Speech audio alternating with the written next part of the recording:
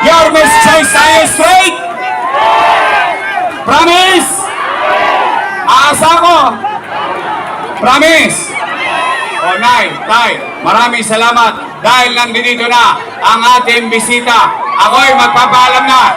Muli, maraming salamat sa inyo. Pagpalain nawa kayo ng buong may kapal. Manilo! God first at ating salubungin ng mainit na palakpak at sigawan! Vice President Sara Duterte! Maraming salamat po Yorme at Munigo. Salubungin po natin ang isang malakas na palakpakan, ang ating minamahal na ikalawang Pangulo ng Republika ng Pilipinas, Vice President Sara C. Duterte!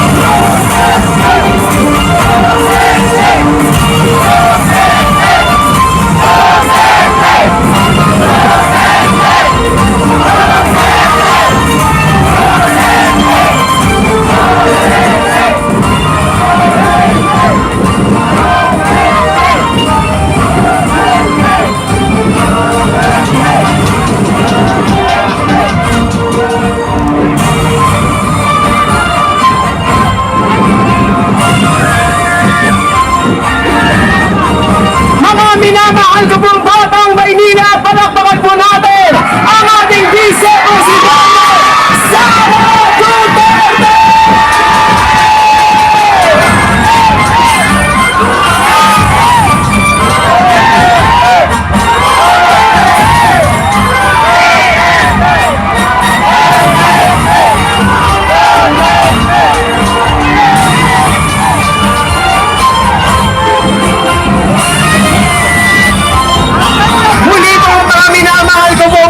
Maynila, palakpakan po natin ang ating Vice Presidente, Vice President Sara Duterte!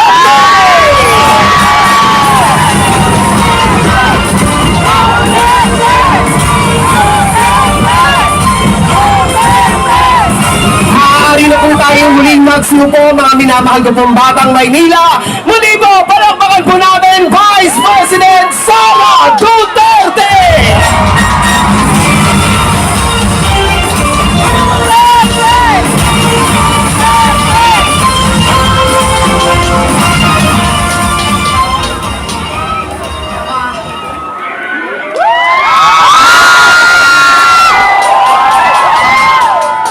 Assalamualaikum warahmatullahi wabarakatuh. Madayaw, mayong gabi kaninyong tanan. Magandang gabi sa inyong lahat. Kinsay kasabot dinhi.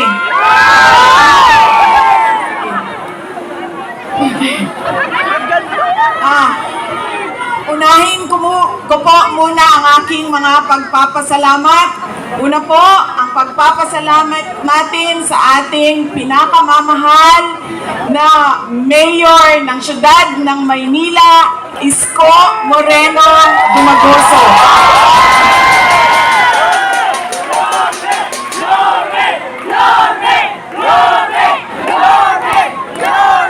Nagpapasalamat po ako sa kanya dahil ipinahiram niya po ang inyong entablado at ang inyong mikropono para po sa mga senador ng Duterte. Maraming salamat.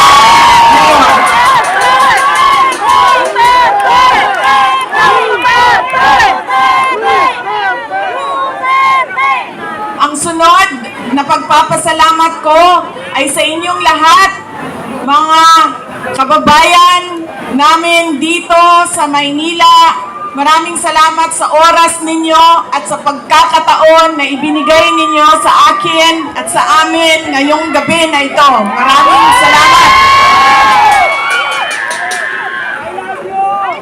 Madami sa inyo ang hindi pa, wala pa na ni hapon, hindi pa na naghapunan. Marami sa inyo ang hindi pa naghapunan, hindi pa nakaluto, at kanina pa dito, mainit, pero nandito kayo para sa amin at para sa bayan. Maraming salamat sa inyong lahat. Ang susunod ko po pagpapasalamat, mahal ko kayo, ma'am. Mahalin din natin patuloy ang ating mahal na inang bayan, ang Pilipinas. I love you too. Sisterly love na ito, sis. Mahal ko kayo. Kaya ako nandito ngayon. Ang susunod po na pagpapasalamat ay mula po sa pamilya namin. Papasalamat po kami sa pagmamahal at suporta na ipinapakita nyo kay dating Pangulong Rodrigo Duterte. Maraming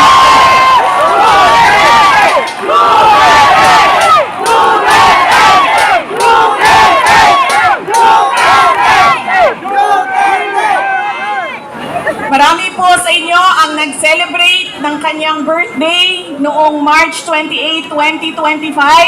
At kami po ay taus-pusong nagpapasalamat at masaya dahil nakiisa kayo sa kanyang 80th birthday celebration.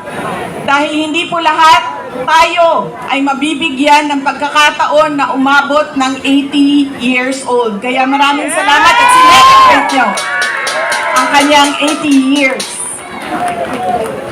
Ang susunod na pagpasalamat ay mula po sa akin. Maraming salamat sa inyong suporta, sa inyong kampanya at sa inyong boto para sa akin noong halalan ng 2022. Maraming salamat sa suporta ninyo.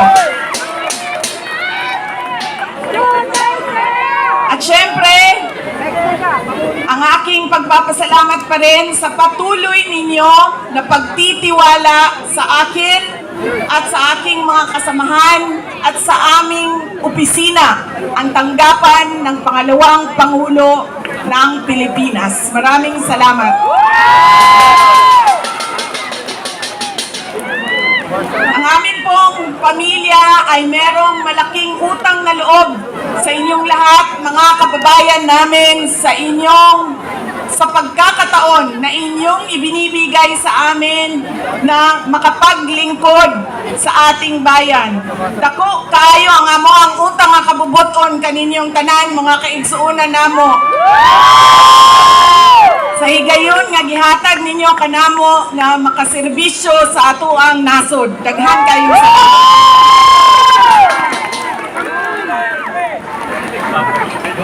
Ang susunod po ay mga kampanya po ako sa inyong lahat. Tanggalin ko lang po yung seal ng aking opisina. Palitan natin ng seal ng Office of the President.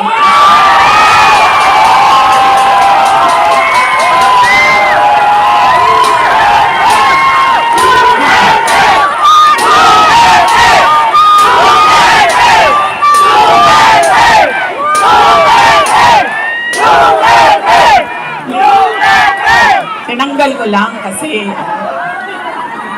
Iba kasi yung opisina, iba din yung pangangampanya. Pero kung sa Pangulo lang, pumili na lang kayo. Si Isko Moreno, si Sara Duterte, wala kaming problema.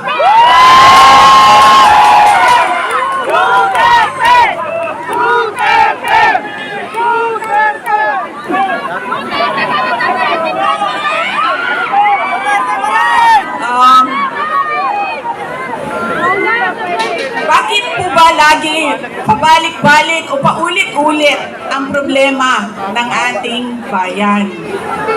Dahil po, paulit-ulit din yung ugali natin sa pagpili ng ating mga leader.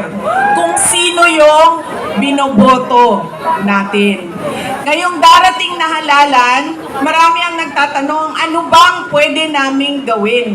Wala namang kaming pera, wala kaming makinarya, ordinaryong tao lang kami na nakatira sa gilid ng daan kung saang subdivision. Pero gusto namin na merong makitang pagbabago sa nangyayari at para sa ating bayan. Una po, ang ugali natin sa pagpili ng ating mga kandidato ay kung sino yung naaalala natin. Sino yung magaling kumanta, sino yung magaling sumayaw, sino yung magaling magpatawa. Yaan nang lagi nating naaalala kapag tayo ay boboto na. Hindi na natin tinatanong, ano ba ang pangako niya noon na siya ay tumatakbo? Tinupad ba niya ang pangako niya?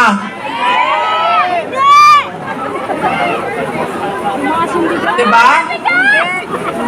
Dapat tinatanong natin ang sarili natin, ano bang nagawa ng tao na ito?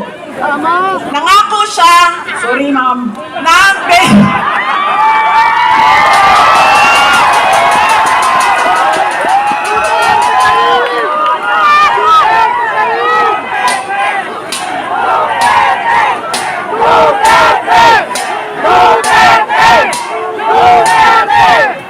alam niyo, paano ko ba sabihin ito? Hindi, ganito. Tulad na lang na magkaibang tao kami ni Pangulong Rodrigo Duterte. Si Pangulong Rodrigo Duterte ay hindi si Inday Sara Duterte. Si Bongbong Marcos ay hindi si Amy Marcos.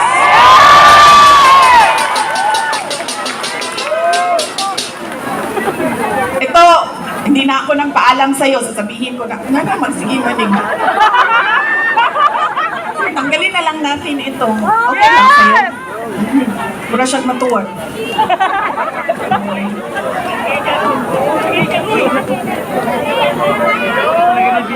Ganyan na lang. Para din pakita ninyo na pumayat na ako. Salamat, Martin Romualdez! Pumayat si Inday Sara!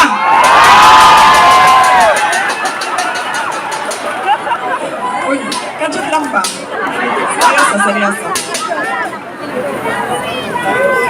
Mahal ko kayo, ma'am. Ito, hindi na ako nagpaalam kay Senator Amy, ha?